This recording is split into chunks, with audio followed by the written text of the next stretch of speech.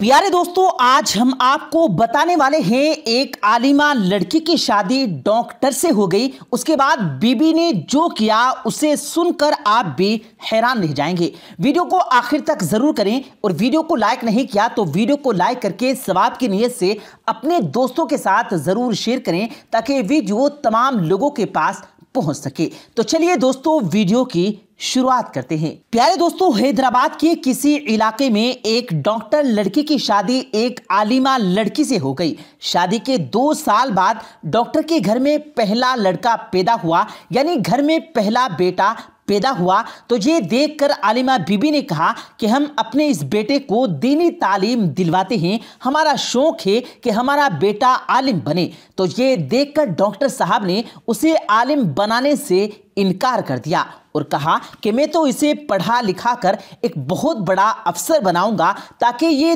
دنیا کا کامیاب انسان بنے اور ہمارا نام روشن کرے۔ ڈاکٹر صاحب کی بیوی عالمہ تھی، دیندار تھی، اس لیے اس کا شوق تھا کہ اس کا بیٹا عالم، حافظ یا قاری بنے، لیکن ڈاکٹر صاحب نہیں مانے۔ پھر اس کے پاس 2 سال کا وقت گزر گیا۔ ڈاکٹر صاحب کے گھر میں دوبارہ دوسرا بیٹا پیدا ہوا۔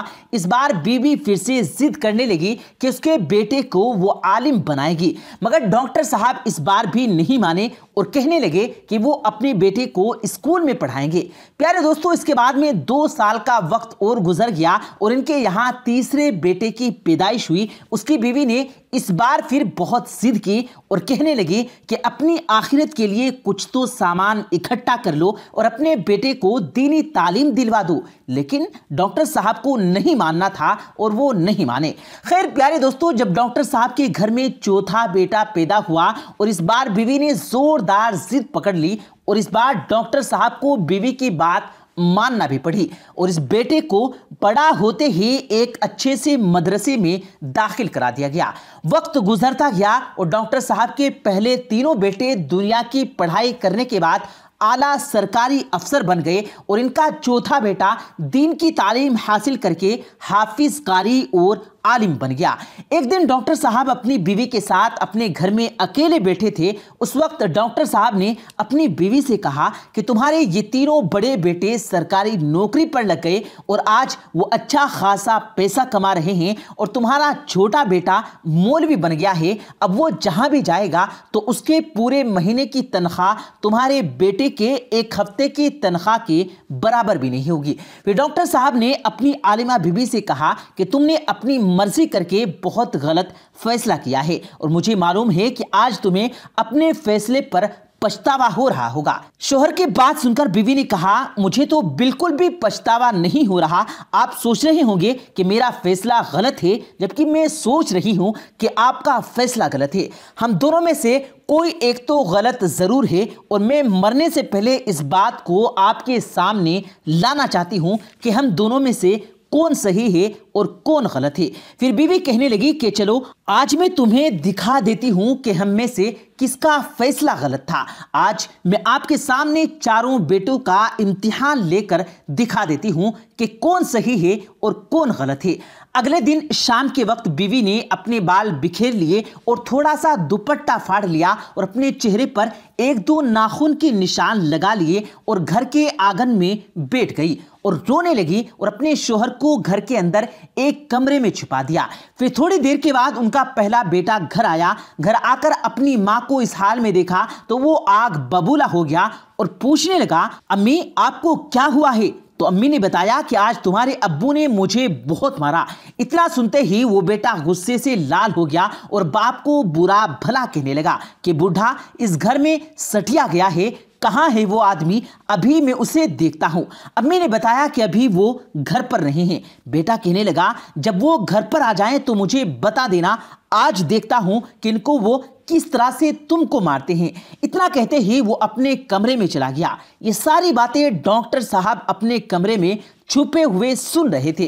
खैर थोड़ी देर के बाद उनका दूसरा बेटा भी घर आ गया।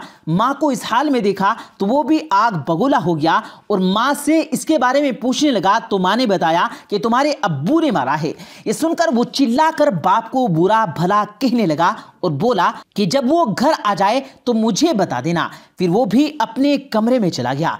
थोड़ी देर के बाद उनका तीसरा बेटा भी घर आ गया। माँ को इस हाल में देखकर वजह पूछी तो माँ कहने लगी कि तुम्हारे अब्बू ने मारा है। तो वो भी बाप को बुरा भला कहने लगा और अपने कमरे में चला गया। प्यारे दोस्तों, डॉक्टर साहब ये सारी बातें अपने कमरे में बैठकर सुन रहे थे। उनको ऐसा लग रहा था उनके पैरों के नीचे जमीन ही नहीं है, क्योंकि उनके बेटे उनको बहुत बुरा भला कह रहे थे।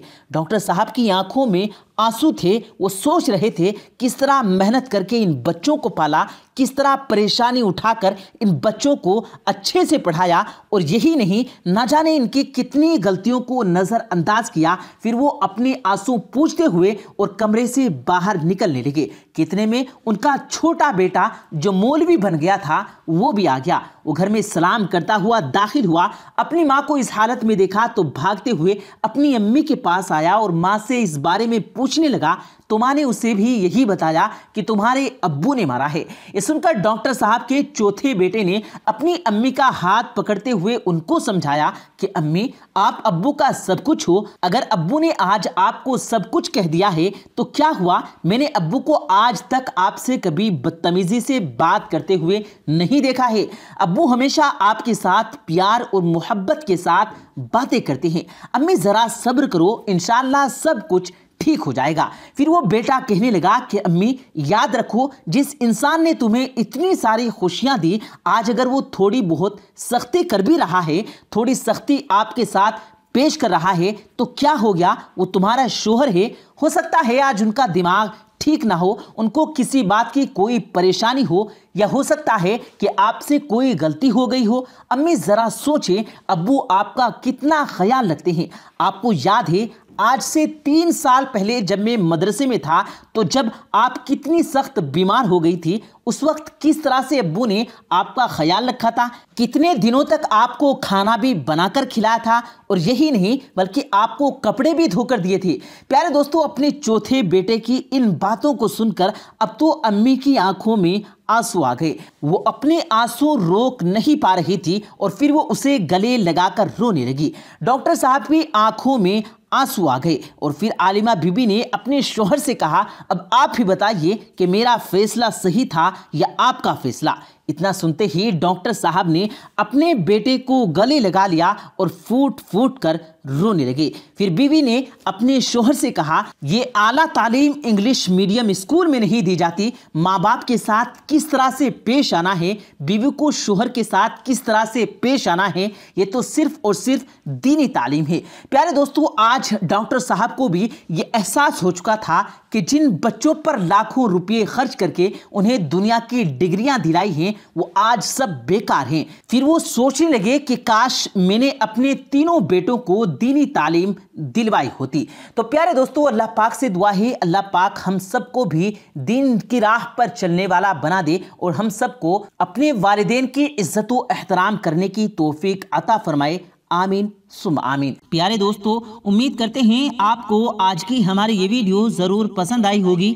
अगर आपको ये वीडियो पसंद आया हो तो इस वीडियो को दिल से लाइक करें और ज़्यादा से ज़्यादा लोगों तक इस वीडियो को सवाब की नीयत से शेयर करें। और इस वीडियो के बारे में आपकी क्या राय है कमेंट सेक्शन में अपनी राय का इजहार ज़रूर दें। और मज़ीद इसी तरह की रोज़ की वीडियो पाने के लिए हमारे चैनल को ज़रूर सब्सक्राइब करें। मिलते हैं फिर एक नई वीडियो के साथ, तब तक के लिए अल्लाह हाफिज़।